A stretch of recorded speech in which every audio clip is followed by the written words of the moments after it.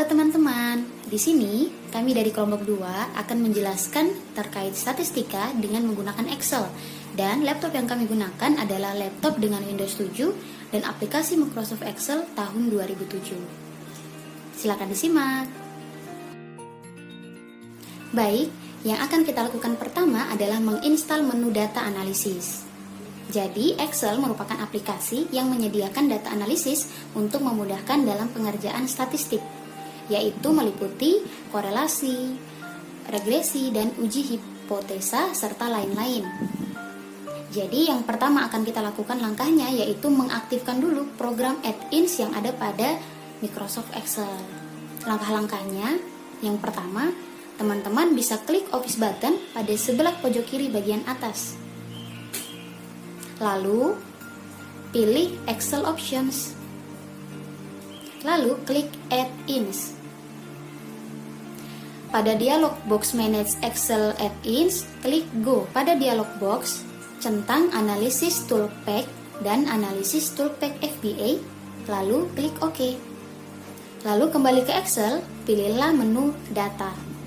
Di sebelah paling kanan akan muncul data analisis. Dan teman-teman bisa mengklik itu dan akan ditampilkan data analisis seperti yang kita lakukan langkah di Excel berikut ini. Untuk menghitung statistik deskriptif menggunakan data analisis, terlebih dahulu kita harus menyiapkan datanya di Excel untuk kita olah.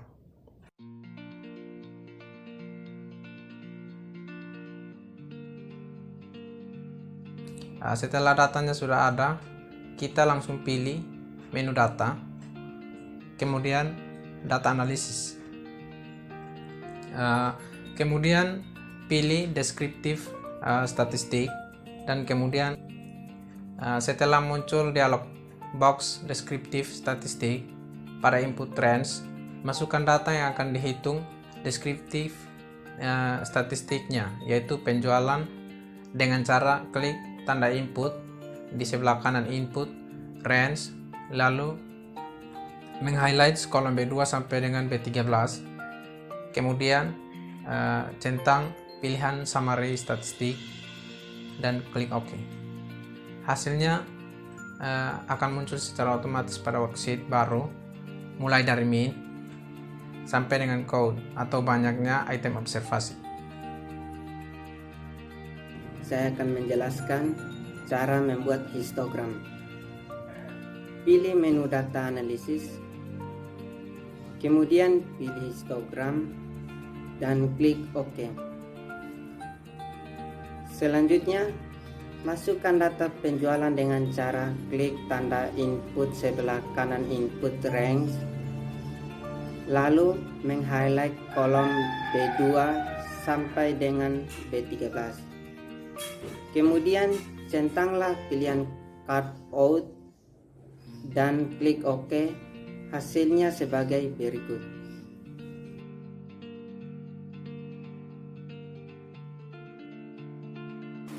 Baik, yang akan kita lakukan berikutnya adalah korelasi. Untuk menghitung koefisien korelasi antara dua variabel, yang pertama, perlu disiapkan datanya dulu. Jadi, teman-teman bisa menyiapkan data sesuai dengan kebutuhan. Tapi, di sini kami menggunakan data penjualan dan juga biaya iklan. Dua data tersebut harus berpasangan. Nah, setelah itu pilih Correlation, lalu klik OK. Masukkan kedua data tersebut secara berpasangan, kemudian highlight data penjualan dan juga biaya iklan, lalu klik OK. Maka datanya akan muncul di worksheet baru. Koefisien korelasi antara penjualan dan biaya iklan adalah 0,94. Selanjutnya saya akan menjelaskan tentang regresi sederhana. Untuk menghitung regresi sederhana antara dua variabel, yaitu penjualan dan biaya iklan, terlebih dahulu kita siapkan datanya pada Excel. Setelah datanya sudah siap, kita langsung buka data analisis dan pilih regression.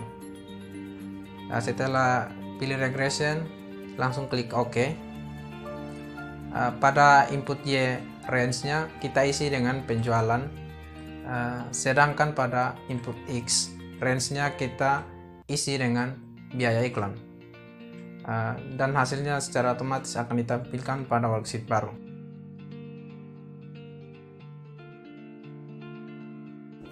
Selanjutnya, cara membuat regresi berganda.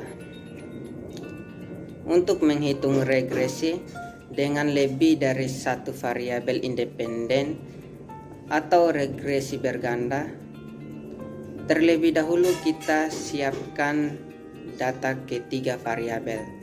Kemudian pilih data analisis dan regression, klik OK. Masukkan data penjualan ke input year range dengan cara meng-highlight data penjualan. Lalu masukkan sekaligus kedua biaya iklan dan biaya salesman. Lalu klik OK.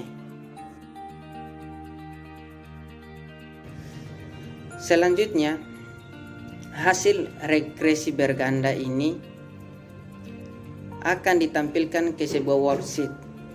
Cara membacanya sama seperti pada hasil regresi sederhana. Bedanya, kini kita membuat dua variabel independen. Kolom 18 menunjukkan koefisien regresi untuk biaya iklan dan kolom B19 menunjukkan koefisien regresi untuk biaya salesman. Berikutnya yang akan kita lakukan adalah analysis of variance atau ANOVA. Jadi untuk mengerjakan ANOVA yang pertama perlu disiapkan datanya dulu.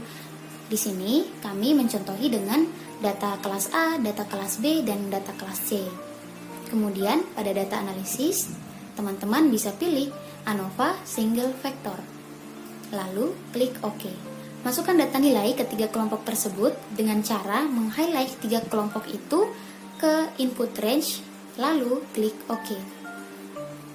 Hasilnya akan ditampilkan pada worksheet baru. Kolom E12 akan menunjukkan nilai statistika uji F. Kolom F12 akan menunjukkan p-value. Dan kolom G12 akan menunjukkan titik kritis. Bisa disimpulkan bahwa dengan pengujian taraf nyata 5%, hipotesa 0 atau H0 akan diterima. Karena nilai statistika uji lebih kecil daripada titik kritis. Atau p-value melebihi 5%. Baik, demikian penjelasan dari kami terkait statistika dengan menggunakan Excel. Semoga bisa teman-teman ikuti dengan baik ya.